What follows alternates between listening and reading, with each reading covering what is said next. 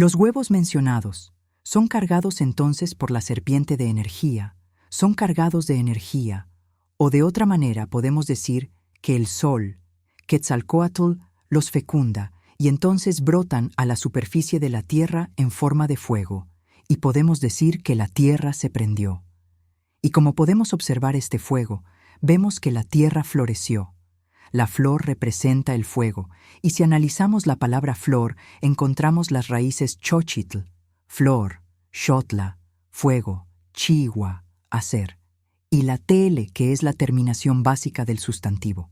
Entonces podemos decir que la flor es hecha fuego, o es fuego que después de la flor o atrás de la flor viene la vida. Y ahora podemos decir tierra fecundada, o sea, la serpiente en forma de sombra que se plasmó en la tierra. Es la misma tierra que recibe la energía del sol despertado por el viento. Estos huevos son de animales, plantas y del mismo humano. Así se representa este fenómeno que da luz a la vida de la naturaleza. Esta ley natural que acabo de explicar, el hombre o la humanidad la tienen que seguir formalmente. En un casamiento a este fenómeno natural le vamos a poner nombre. Al sol le llamaremos el novio y a la tierra la novia.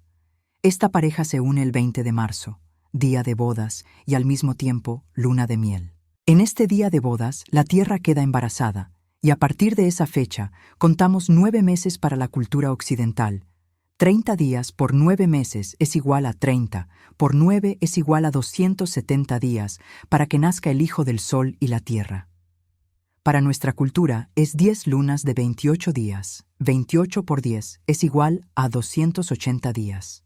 Para la cultura occidental, el ser engendrado, que se llama Huitzilopochtli, nace el 24 de diciembre y para la cultura tolteca o azteca nace el 22 de diciembre. Esta ley natural aplicada al humano se desenvuelve de la siguiente manera. Casamiento humano. En el casamiento humano se bailan 2 símbolos. Uno es el guajolote o pavo que se introduce vivo o muerto en un canasto y se adorna de la mejor manera. A este símbolo, en el idioma nahuatl, se le nombra huehueyotl, que viene de huexca, lejos, y huey, grande, y el sufijo yotl que convierte en abstracto estas 2 palabras, lo que se traduce como la grandeza de Dios. Que no vemos a Dios, pero sí vemos al pavo, y en el idioma náhuatl se dice huexoolotl.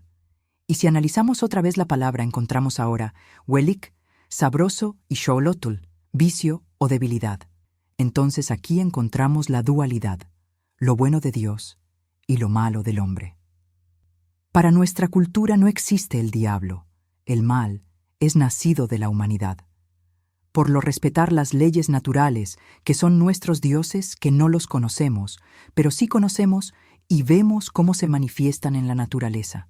El otro simbolismo es un bastón de mando adornado en forma de una corona, con muchas flores y otros condimentos de muchos sabores. Entre ellos destaca el vino.